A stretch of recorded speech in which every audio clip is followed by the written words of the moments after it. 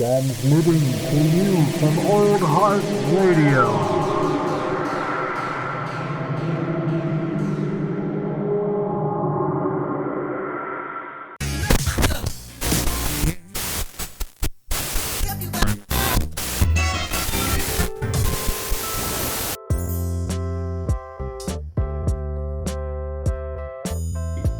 I guess we're going then. All right. All right. It's an episode of In Tune. It's hosted by Lucas and a new co-host, Avi. I don't know, dear listener. I just gestured towards the screen as if it was a visual medium. But, I'm gonna try to make my voice as distinct as possible, so that you can differentiate between Lucas and I. The listeners have been doing it for a while with me and Jared. Although Jared sounds a bit different than us. I know. I'm filling in big shoes. Oh yeah.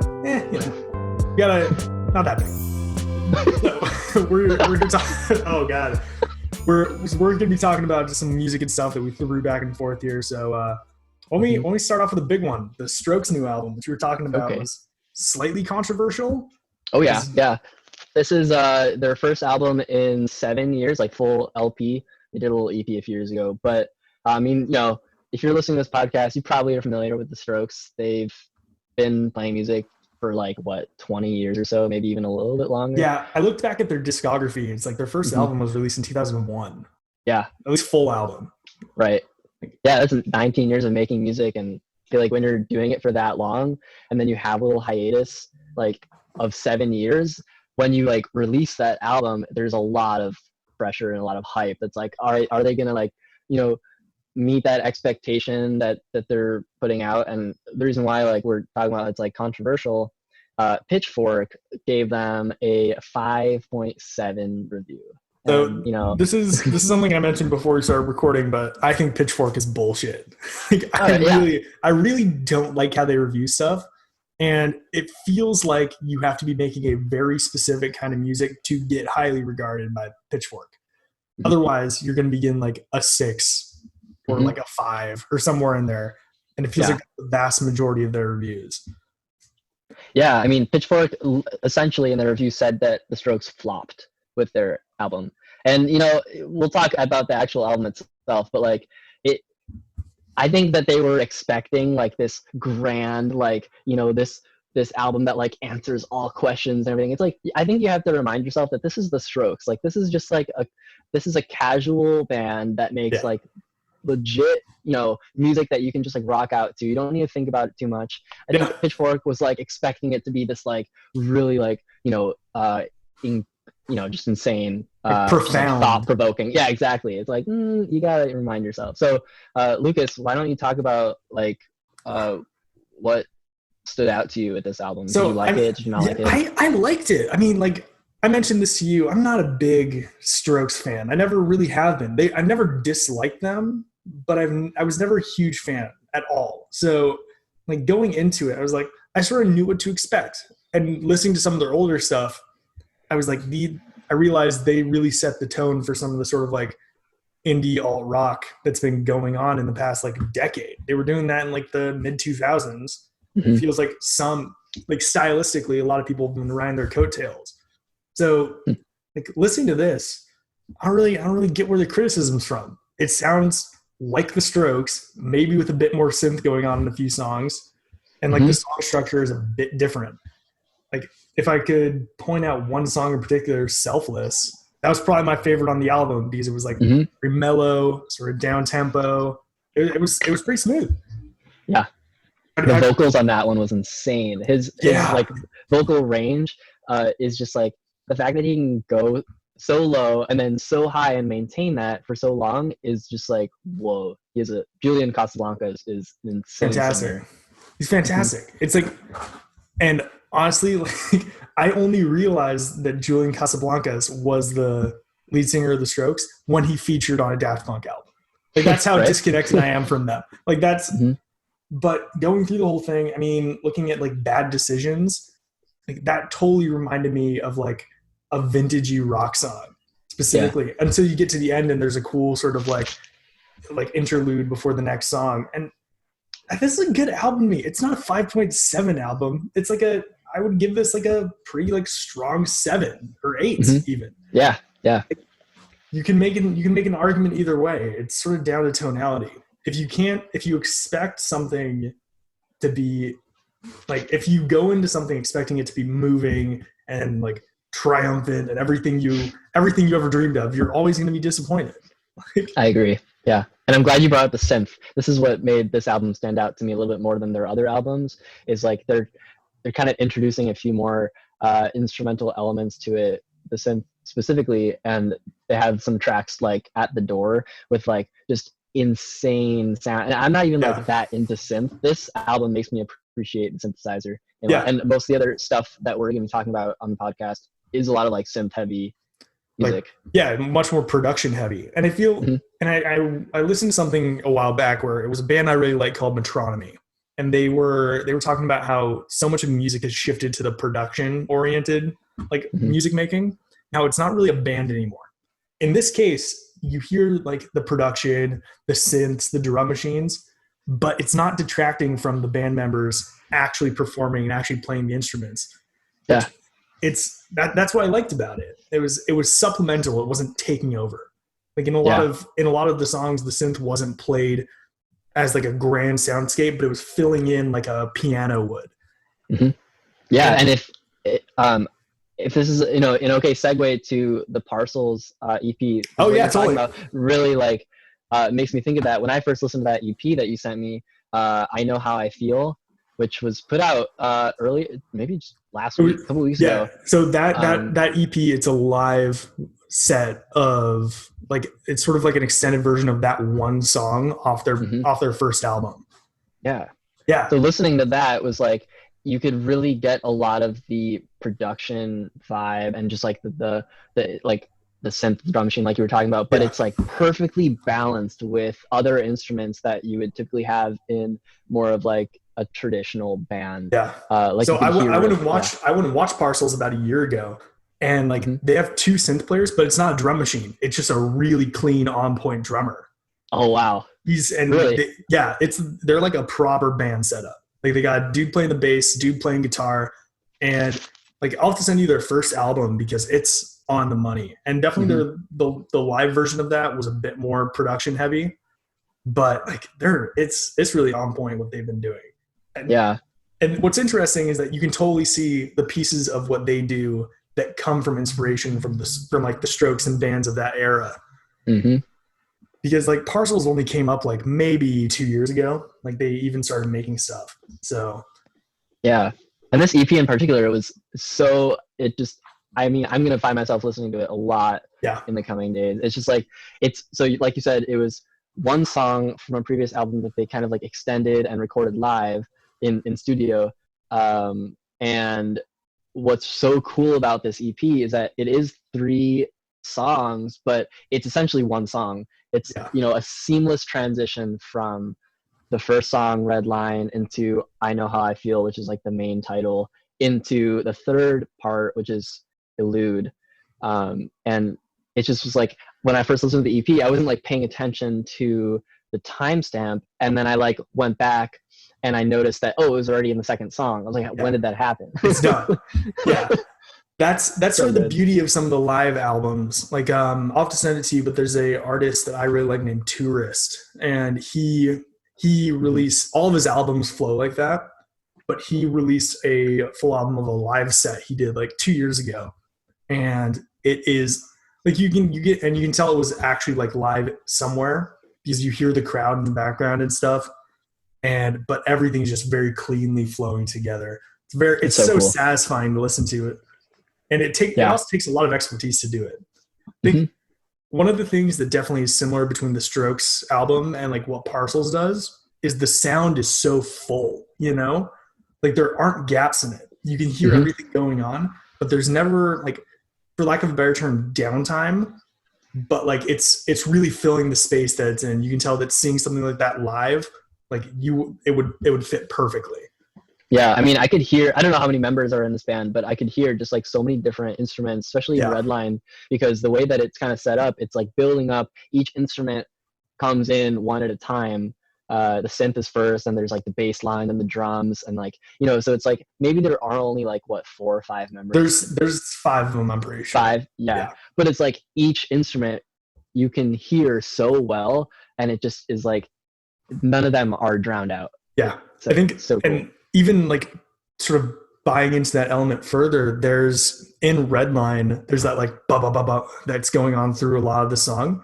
That is just a looped sequence that's on a timer pretty much that one of them is doing. And there's a ton of stuff like that through that little EP where it's just making it sound like it's more and more, and it's compensating for them not having it. That's sort of having more people and more manpower. That's the beauty of like production style stuff without drowning out everything else. Yeah, that's so cool. So you also sent me a song that, why is the name escaping me all of a sudden? Junior by the Corridors. And are they French? Yeah, they're French Canadian. They're from Montreal. Okay, sweet. Yeah. I was thinking it's very, it has sort of that same vibe as like the Washed Out song I sent you, mixed with sort of the acoustics of what I'd expect from like the Strokes from like some of their recent albums. Yeah. Or before this newer one. That was nice. The airy vocals, the smooth riff that goes all the way through the song. I didn't get a chance to listen to the whole album, but it's nice. I like it. I sent you this song as a standalone, but the whole album, if you do like the song, and for anybody who's listening, you should check out the song. And then if you like the song, check out the album, because the whole thing is just like, I just remember listening to it straight through, and it was just like, it had such a positive vibe to it. Yeah. What really kind of like stood out to me with Junior and with the band Corridor in general is that like you said, Lucas, it's in French. Pretty much the whole album is in French. Maybe all of their music is in French, but it's so cool because it's like, it's still the same sound as you would get from like any other band. It's just like the words. So it's like language doesn't really create that much of a barrier when it comes to like making music. Yeah. It's so cool. And just, it shows how universal it all is. Yeah, exactly. That really stood out to me. And it just was like, wow, what a good jam. It was great. Oh yeah, totally. And this is another thing, like listening to that, I'm going to definitely like listen to the rest of the album. But it's interesting that the song stands on its own, but in an age of singles that we're in right now, like pretty much all of pop music is single based. There's very few large scale albums. It's more profitable for an artist to release a single every 3 months. And like a really good album that you can listen straight through and enjoy the whole thing. It's not an old fashioned thing, but it's something that I appreciate significantly when it comes around. I agree. Yeah, I think whether that's in the form of a record or on Spotify, whatever, it's so good. Yeah, there is sort of like there's an element of putting on a record and letting it go through, and like you said, even if you're listening like on a streaming platform, it's like to be able to like just stream one album for like 45 minutes or whatever, and just like to have the power of like connecting 10 or so songs into one coherent theme. I have some albums, maybe we'll talk about in a different podcast, but like albums that are like concept albums where it's like every song is a part of the whole, and it's like that is so cool and so impressive. And just like that actually be a good subject for an episode, concept albums. I'll save that one. I have one on top of my head, like Andy Schaaf's The Neon Skyline that came out a few months ago. We should talk about that in a later podcast. But yeah, so it's just like for music to be like single based, kind of like it's like, it goes to show that like we have very short attention spans nowadays. Yeah. Like to have a full album, that's really cool. So yeah, the Strokes, the Corridor, and Parcel, like these bands clearly know how to just connect like their songs. Yeah, there's nothing wrong with singles, and like especially in the current music space, it's important for artists to like build hype and stuff and then eventually release an album.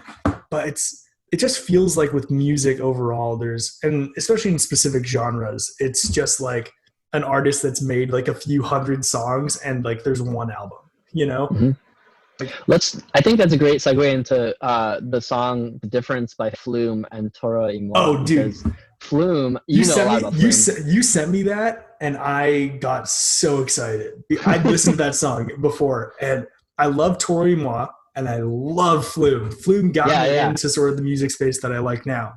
Hmm. So, like, Before you talk about Flume, because I know yeah. I know you know a lot about Flume, but like what I kind of know is just like the very very basics is that Flume typically kind of like collabs with a different artist, and like he does.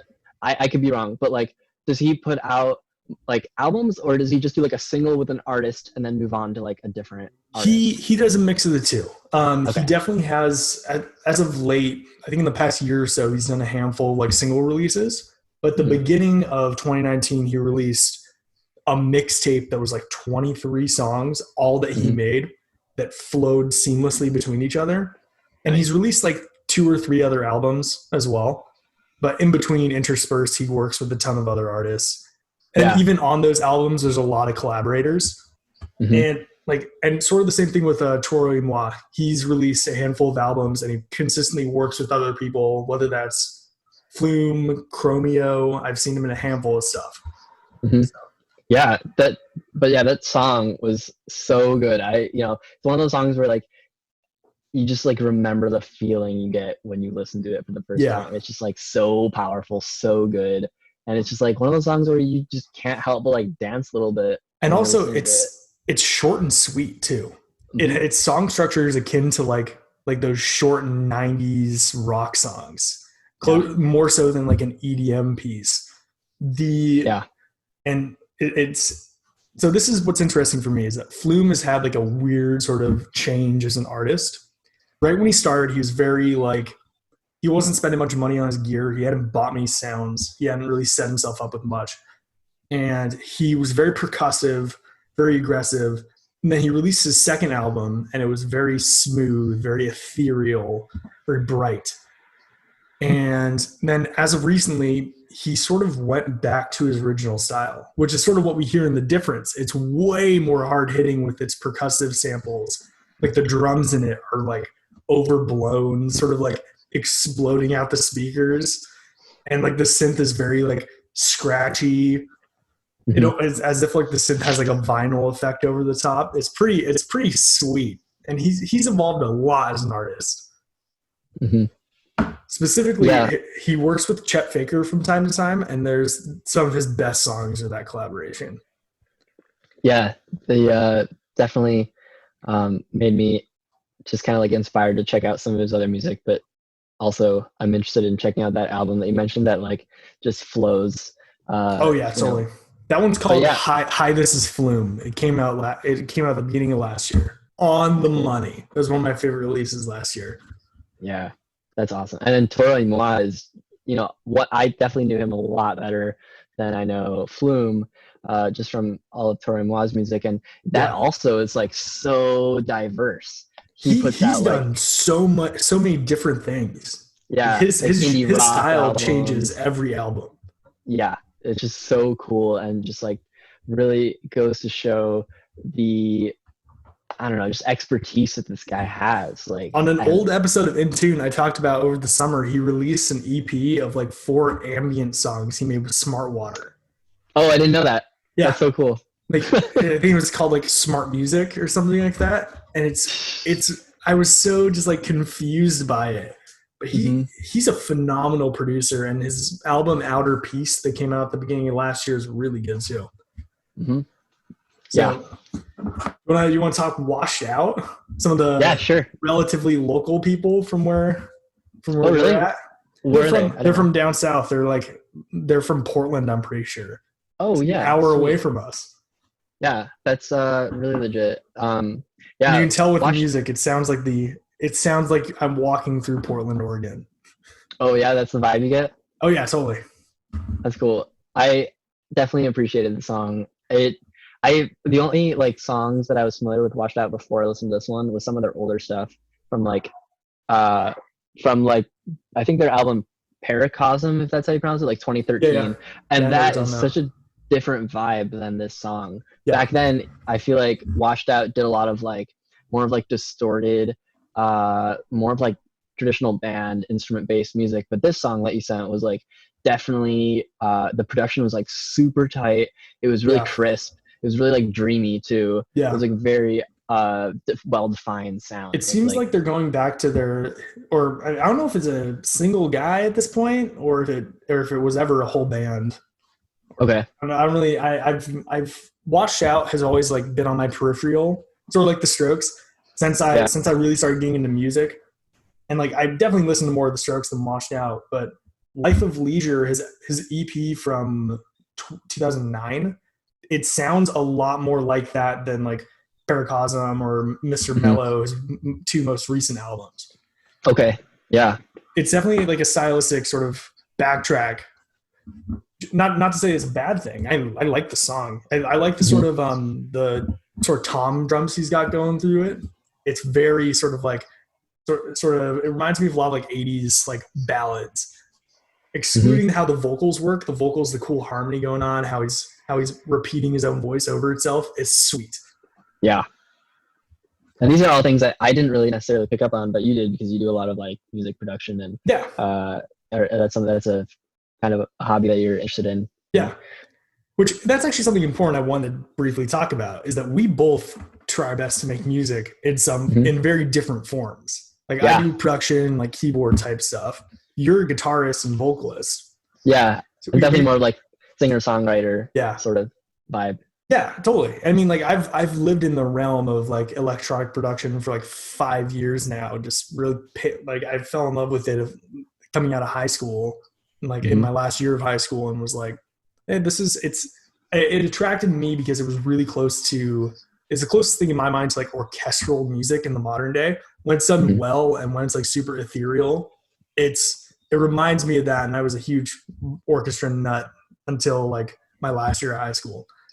But like your roots, you're way more like folky and a bit more down simple than like what I listen to. I legit only have an acoustic guitar. I'm working on, acquiring other things, but for the last like 10 years, I've been playing guitar for like 10, 11 years or so. But I feel like the only thing that I really need is a guitar.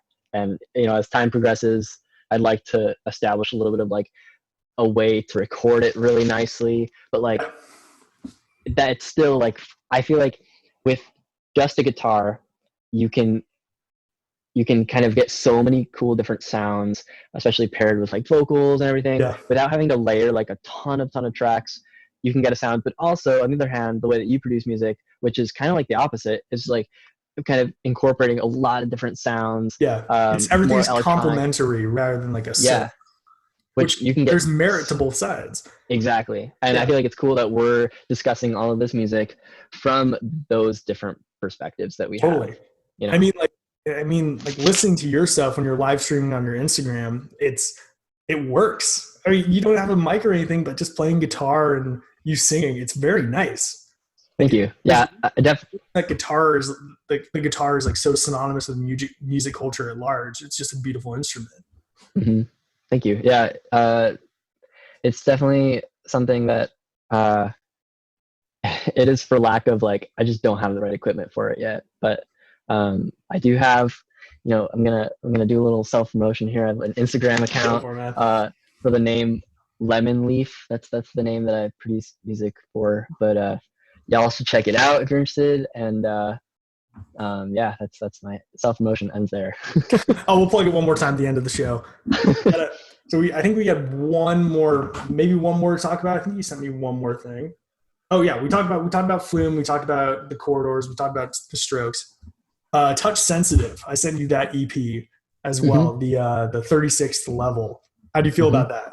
Yeah, that was legit. Again, it's definitely the most like electronic thing that we're talking about this week. That's definitely what I was gonna say. Like that in particular, I don't think I'd ever like seek that out on my own. So to have, you asked me to listen to this, talk about, and I listened to it, and at first I was like, the first song was like pretty good, but like as I was working my way through it, it really helped me appreciate not only like this band and the EP, but just the genre in general. The way that they like incorporate their instrumentation with the electronic sound, similar to Parcels, they like clearly have so much knowledge and it like musical knowledge. And beforehand, I was very naive when it comes to like listening to electronic music. I was like, because like I'm a guitarist, I don't like use any electronic, thing at all. I was very like, naive and was like, oh, if you're only using electronics, it's like not real music. You know, as a kid, that's like what I would say. Dude, Like, I said the same shit until like, yeah.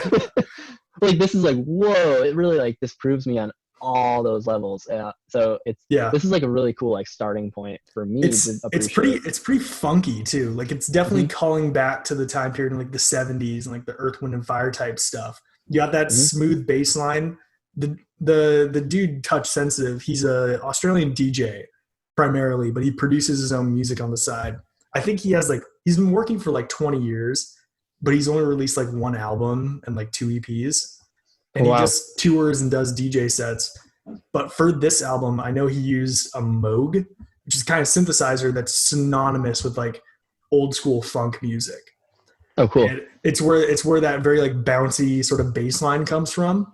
It's from that kind of from that specific brand of keyboards. They have like a lockdown on some kind of filter technology for like the past 50 years. It's wild. That's so cool. Yeah, the bass line was one of the things that really stood out to me with that EP. Yeah, specifically in songs like you get to the end and there's a song called Stars, and it's very smooth. And I'll say, because you're not super familiar with it, like that is not the better part of electronic music. It's such an oversaturated environment now. There's a lot of like clubby stuff, which I hate. I can't do it. Why? What is it? What's about that? It's like it's the stereotype. Just like the unce, unce, unce. You get there's a kick, there's a subwoofer, and then there's like one keyboard line, and there's no complexity, and you just loop that over and over again. And there are DJs that do it really well, and there are DJs that hit a space bar once and then dance around behind like a turntable and don't do anything except for maybe a filter.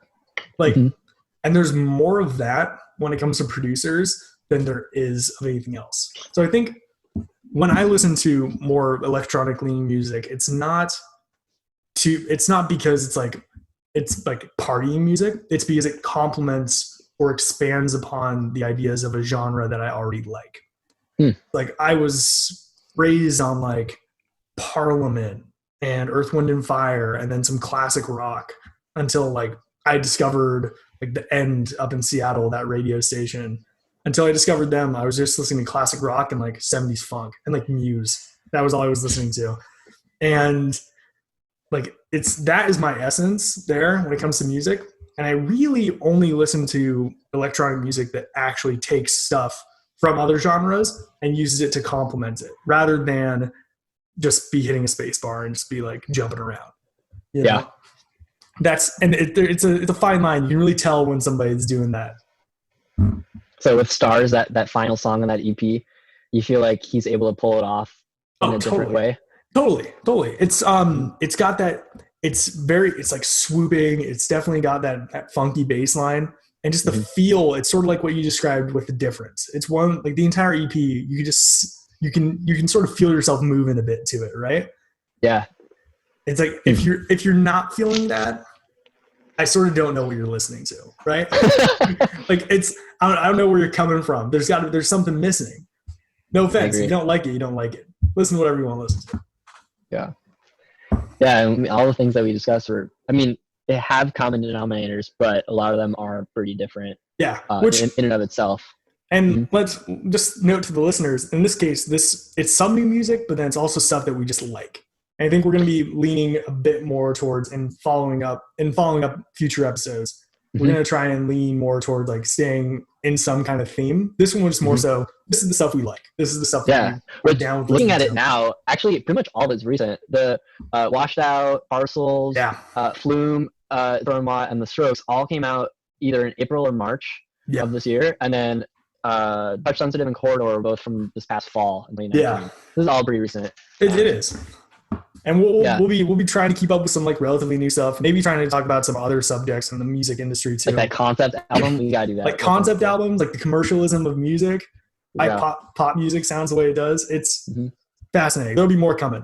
Oh yeah. So, want to plug yourself one more time? Lemon Leaf. That's the Instagram account. It's like le.mon.leaf. Lemon Leaf, as they say in French. Sweet. Lucas, thanks for having me as your co-host here. Yeah, totally. We'll be doing it again, hopefully. Oh yeah. And then for me, go ahead and just follow Old Heart Radio. Just on Instagram, Old Heart in Space on Twitter, and soon we'll be having a website. And yeah, There you go. Thanks for listening, y'all. Thanks, guys. Cheerio.